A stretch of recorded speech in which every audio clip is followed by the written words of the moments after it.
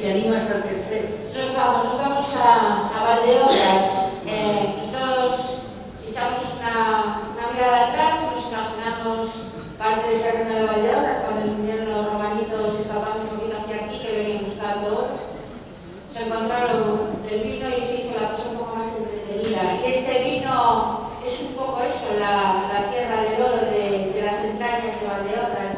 Ya que el color es pastizo, pero un vino muy seco. Cuando ya hacemos los muros y los dejamos ahí en el campo, sigue siendo un vino, en principio, en la calidad de alcohol, y si lo vemos en la copa nos da eso, un vino que nos va a aportar cierta estructura, un vino muy limpio. Intuimos en principio que la glicerina que vamos a encontrar después en la boca, y después si lo lleváis a nariz, nos cambian totalmente los perfiles aromáticos. Si bien nos salen por ahí toques un poco más maduritos, la manzana la encontramos más exótica, más madura, sigue habiendo ahí un intervacio, y en nariz yo lo encuentro como el color de Galicia a nivel de las flores, ¿no? Salen por ahí un retama, un poquito de tojo, un poquito de camomila. Claro, nos hemos alejado del mar, estamos tierra adentro, mayor temperatura, menos lluvia, la acidez más limitada, el extracto más amplio. Entonces, por eso digo que en Galicia están enormemente marcadas las zonas. Las zonas de la nota mineral, por ahí, yo supongo que se la abren un pelín más, en principio es una zona de Galicia. Y después, en boca es un vino muy dinámico también. El perfil, los aromas de nariz vuelven la boca. Es un vino cómodo, pero es un vino varietal, nos asoma un poquito el amargor ese típico de la Borello, sin ser molesto. Es un vino cálido. El alcohol también, pero no huele, no es vinoso. Sin embargo, lo marcan la estructura, lo marcan el cuerpo. Son vinos fáciles de tomar con carne, con muchos tipos de carnes. Con la empanada de costilla que hacen aquí. Me está dando hambre. Oye, basta de hablar de comida porque yo la verdad. Sí, no ahora. Es un vino muy largo, muy persistente. Engañaba al principio. Sí, yo creo que tiene, sí, es una entrada un pelín porosa, que luego está marcada fácilmente por ese amargo que claro, el golosa además viene del alcohol. El alcohol siempre tiene un cierto sabor dulzón. Que entonces, eso es lo que compensa la presión tánica, pues un vino hecho con maceración está muy bien. Y muy bien helado también, verduras. Pero son muy diferentes los tres, muy diferentes los tres.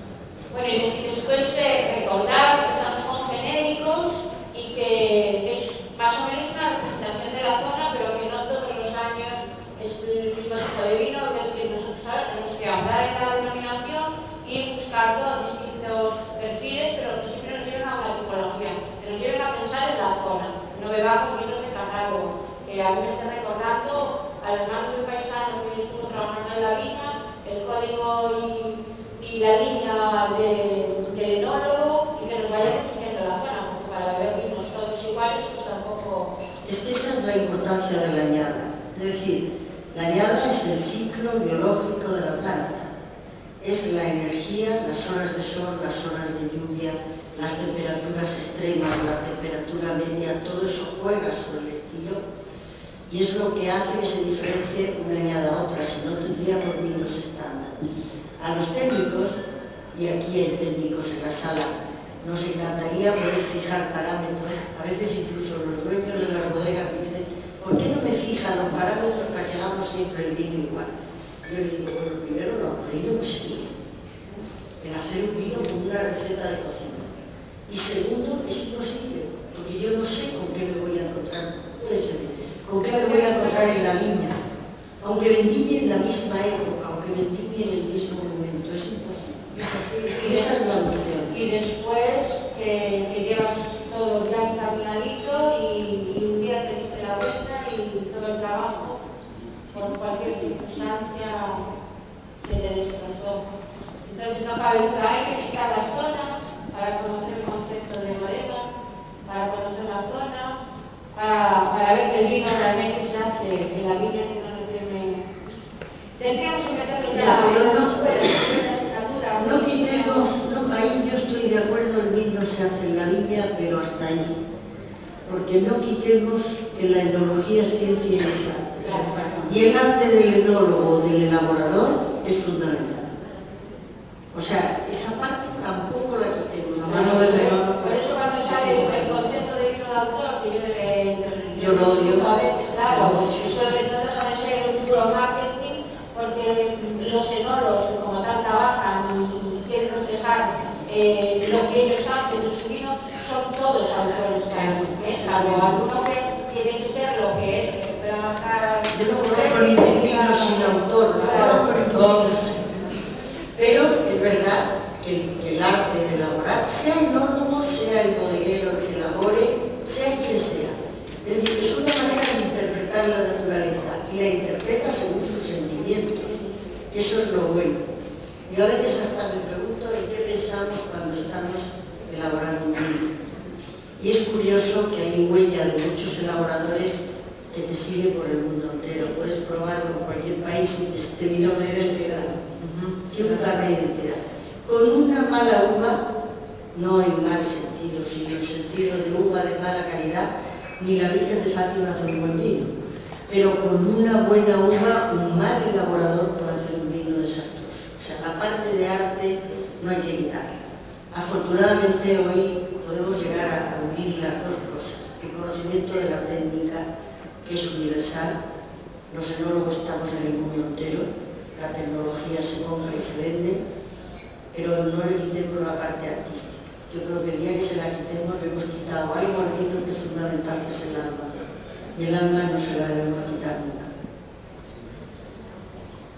Todos los vinos deben de transmitir sensaciones, ¿no? Y justamente los encargados de hacer que el consumidor sienta esas sensaciones y pueda viajar con la mente, ¿no? A disfrutar del vino, saborearlo. El único responsable justamente es el que lo hace.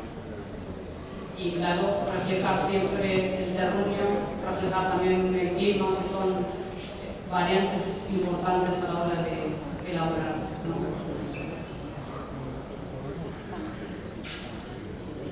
¿Qué os parece? ¿Nadie opina? ¿Nadie quiere emitir opinión? Los que estábamos hablando de que quería que Isabel y Godín, yo le digo, yo veo otra cosa aquí en la nariz y en la dona blanca. Pero tampoco, yo no quiero que nadie se obsesione con tener que reconocer la variedad ni nada de eso. Yo tengo un recuerdo una vez dirigiendo una cata en Mendoza. La Mujer Elige, que fue el primer sitio donde se hizo una cata hecha por mujeres. Lamentablemente, como estos argentinos son tan especiales, lo han perdido.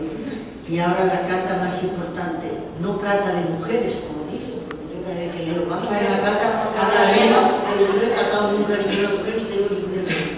Pero vamos todas mujeres y se impone igualmente la cata más importante. Vamos 400 mujeres y el príncipe Carlos. Entonces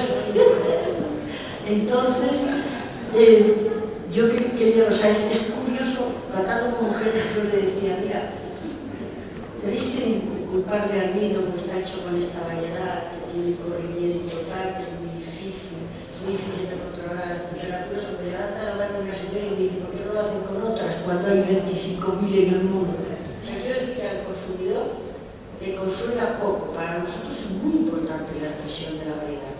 Pero el consumidor lo que quiere es equilibrio, si lo que busca es equilibrio, contraste, si lo que busca es contraste. Y de poco le sirve que, digamos, estar dentro de las normas. Las normas no es la calidad. El profesor Meynó definió muy bien la calidad, dijo, ausencia de desorden sensorial, no conformidad a las normas. Espero que no haya aquí nadie de sanidad. Conformidad a las normas, no hay ningún producto tan vigilado. No tenemos más remedio que aplicar las normas. Tenemos a todos los ministerios habidos y por haber detrás, a sanidad, comercio, agricultura, todos. Pero lo importante es que después con todo eso sepamos hacer algo que es mucho más importante, que es mensaje y placer. Entonces, escuchamos un momento que los consumidores ya buscan, aparte de disfrutar de vino, ya quieren profundizar un poquito más.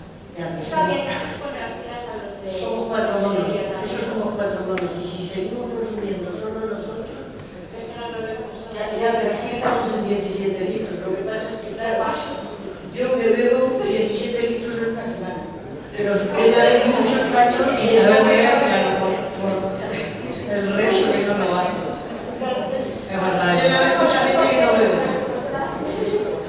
Creo que sí, es verdad. Y responsables un poquito del consumo también estamos los sommeliers, los que trabajamos para justamente motivar el consumo moderado, ¿no? Eso ya cada día que el día la Guardia Civil dirá que moderado debe ser cualquier persona que trabaja para el desarrollo del consumo, va a decir de moderado. Hay que difundir, pero sin llegar a dar a entender que esto es para un mundo de privilegiados, ni de sabios, ni de informados. No, señor, el vino es mucho más amplio, su expresión es mucho más... Es estupendo, yo me parece fenomenal que estamos haciendo una gran formación y que este país cada vez sabe más, cada vez escribe más, cada vez escribe más tonterías. Pero también es verdad que eso no nos está llevando. Estuvimos en 83 litros por habitante y año y estamos en 17. Y eso es la mata.